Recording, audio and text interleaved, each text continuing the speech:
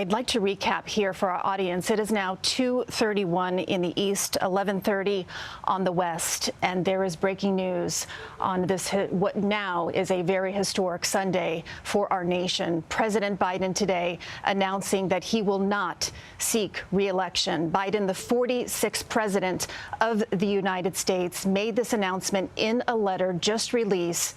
The president writes, "It has been the greatest honor of my life to serve as your president, and while it has been my intention to seek re-election, I believe it is in the best interest of my party and the country for me to stand down and to focus solely on fulfilling my duties as president for the remainder of my term."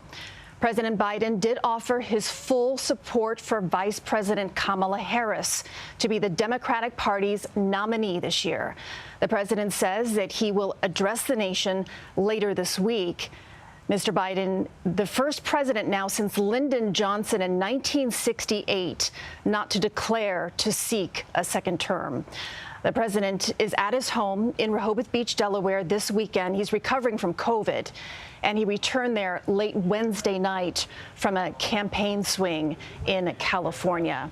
I also have a statement here now from Senate Majority Leader Chuck Schumer that I would like to read to you. He writes, "Joe Biden has not only been a great president and a great legislative leader, but he is a truly amazing human being. His decision, of course, was not easy, but he once again put his country, his party, and our future first. Joe, today shows you are a true patriot and great American." Bringing in Nancy Cordes at the White House. Nancy, this statement from Senator Schumer, quite profound. It goes back to that personal sacrifice that we were speaking to earlier.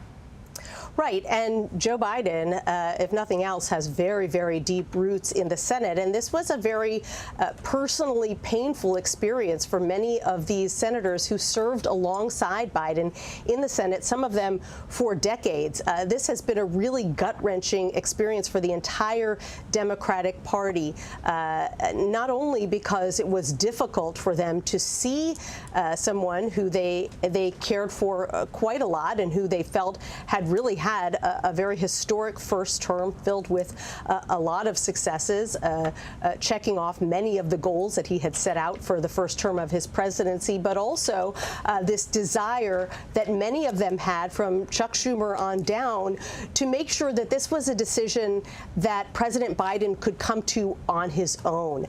They wanted to show him that respect and enable this to be his decision and not to force him out. And so they proceeded slowly, especially the leadership.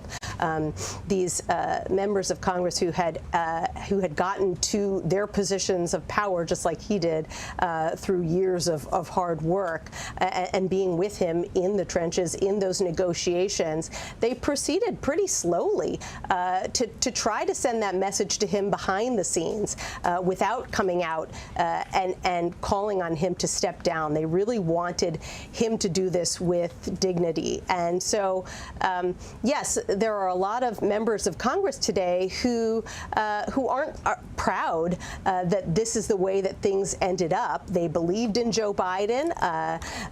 They had hoped that he would be the nominee for another 4 years. This wasn't necessarily the outcome that anyone wished for or anticipated. But once it became clear to members of Congress all the way up to the upper echelons that it appeared that Joe Biden was going to struggle, not just over the next 4 months in this election, but potentially in the next 4 years, they also felt a duty to send him a very strong message. And so I think that, that letter that you read from Schumer is pretty indicative of how a number of members of Congress are feeling today. Nancy Cordes, obviously, as you mentioned, that they wanted to show the utmost respect to the president and have him make the decision and do it on his terms. Let's go back to Willie James Inman, our CBS News correspondent, who is following the president in Rehoboth Beach, Delaware. Willie, what do you have? Very bitter in some ways. Hey there, Christine. Well, we are in position here at the Rehoboth Beach Library. It's a spot that the president just doesn't stay far away from if he wants to make a statement, but no word yet in terms of if or when the president will come out and speak publicly. Of course, as you have been mentioning, as we've been talking about, the president is recovering from COVID-19. He is in isolation. And what a weekend to make this decision to, of course, be with his family. We knew that the First Lady has been with the president amid this COVID-19 diagnosis. Clearly, there was a conversation behind the scenes going on with not only the family, but amongst those close to President Biden. We knew from reporting that he has grown frustrated and, of course, being isolated in this situation amid these reports of Democrats coming out and saying that the president should step aside. But clearly, we would love to see and hear from the president today, but he came out with this statement on X, on Twitter, to say to the American people that he will not seek another term, but still behind closed doors here as he recovers from COVID. Willie, I'd like to read another statement, a letter actually from the president regarding his endorsement of Vice President Kamala Harris. He writes, "My fellow Democrats, I've decided not to accept the nomination and to focus all my energies on my duties as president for the remainder of my term. My very first decision as the party nominee in 2020 was to pick Kamala Harris as my vice president, and it's been the best decision I've made. Today, I want to offer my full support and endorsement for Kamala to be the nominee of our party this year. Democrats, it's time to come together and beat Trump. Let's do this." Willie, are you hearing any word today of whether or not we will hear from the vice president? Yeah, that's certainly an open question. I anticipate some type of statement coming from her to talk about this situation. But I also want to talk about what's going on out there in the American public. They're seeing this for the first time, of course, as we're getting it. Vice President Kamala Harris has been with the president since he decided to choose her as his running mate. And as Margaret Brennan pointed out on Face the Nation earlier today, this is about votes. And there have been a lot of black voters, I'm talking about black women in particular, who see Harris as the next party leader, who see Harris as someone who can carry the torch, that it's their turn to seek leadership in terms of leading the country. So Kamala Harris has a lot of fierce support within the black community. So does Joe Biden. But at the same time, Harris is someone who could potentially bring about that coalition. It's an open question as to whether or not she'll be able to be as powerful as President Biden was at the top of the ticket just several years ago. But clearly, this is something that we'll continue to watch, and we'll bring it to you first once we hear from the Vice President, Christine. Some great points there, Willie. And on that note, I'd like to bring in now Ed Gordon, anchor at BET. He actually interviewed the president just this past week. Ed, your reaction here today on hearing this news? Yeah, well, I can't say that I'm surprised, but it is an extraordinary place in history that this moment will take.